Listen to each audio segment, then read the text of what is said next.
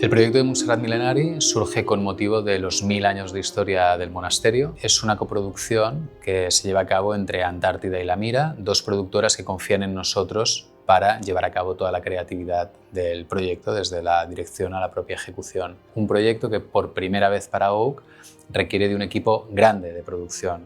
Este proyecto se desarrolla a lo largo de más de un año. En la primera fase, la de investigación y dirección de guión, nuestro compañero Alex Rodal coordina un equipo de guionistas que se dedica a investigar estos 1000 años de historia para localizar aquellos episodios más importantes, más relevantes para la comunidad monástica, pero también para el ecosistema de la montaña.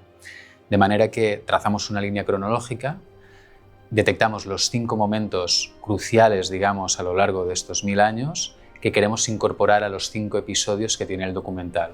La verdad que fue un proceso donde tuvimos un poco que adaptar los tiempos de una producción audiovisual, ¿no? Como una serie, a los tiempos de una comunidad a la que no le importa el tiempo. Subordinarnos a sus ritmos, a la contemplación, también nos ayudó a poder ver cosas que de otra forma, ¿no? Y trabajando con otros ritmos más frenéticos no hubiéramos visto nunca.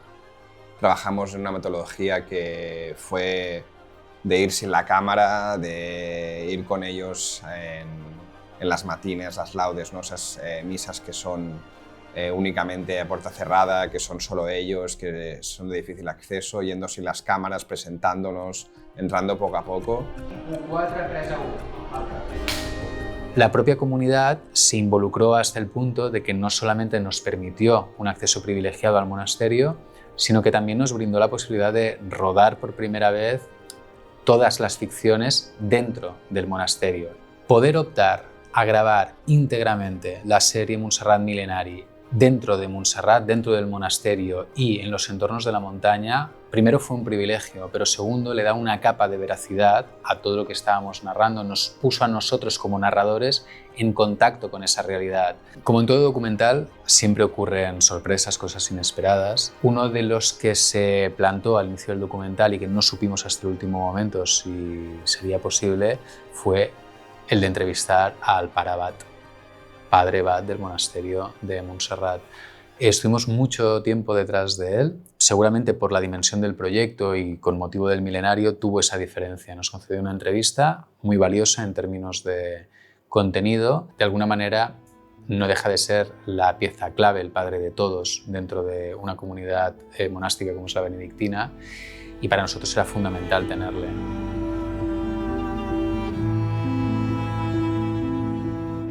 Siempre decimos, ¿no?, que nuestra cámara es el pasaporte a la vida de gente increíble. En este caso fue así, pero también fue un pasaporte a espacios y lugares que no son accesibles, espacios que habitan los monjes de clausura.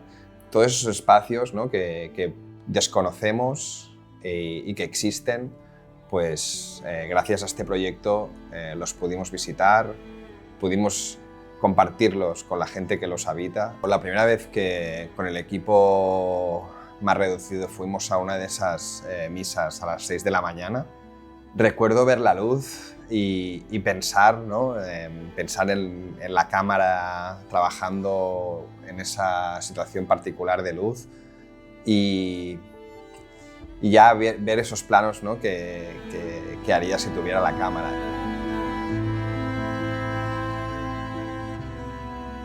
Nosotros estamos muy habituados a trabajar en equipos pequeños de 3 o 4 personas en terreno para ser lo menos invasivos posibles con la realidad que estamos tratando. En Montserrat Mil·lenari éramos casi 30 personas, dado que en muchos casos teníamos que hacer la parte de documental que nos es habitual, conviviendo con los propios monjes dentro del monasterio, mientras que en los casos de ficción, pues cada capítulo tiene una parte de ficción histórica, llegábamos a ser 20 y tantas personas en set, siempre en localizaciones reales, además. Cuando escogimos el equipo con Javi y con Guille, tuvimos claro que tenían que ser ópticas luminosas, ópticas que trabajaran bien con estas luces que nos encontrábamos dentro de los espacios del monasterio, con una calidad óptica muy buena.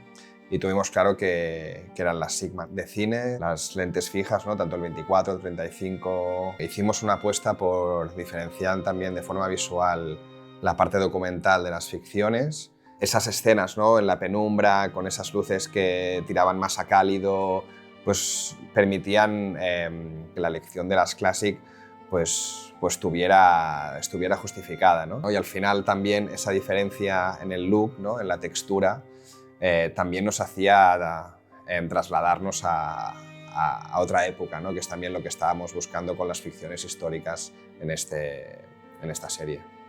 Desde luego ha habido un aprendizaje y sobre todo por parte de, yo creo, todos los miembros del equipo, un quedarte maravillado con el propio espacio, la montaña en sí, que no en vano es símbolo de Cataluña y un lugar de peregrinación para muchas familias, es un lugar extraordinario, único en el mundo. El monasterio es ese reducto de fe cristiana, en este caso, que sigue tratando de preservar, de llevar la palabra de Dios desde un enclave muy singular. Uno de sus dilemas, uno de sus trabajos, de las labores de comunicación que tienen que llevar a cabo, versa sobre esa dualidad entre el turismo y la fe y de qué manera tienen que convivir la afluencia, ahora ya sí masiva, de gente que visita el monasterio con la preservación de la fe, de la espiritualidad y de una forma de entender la religión.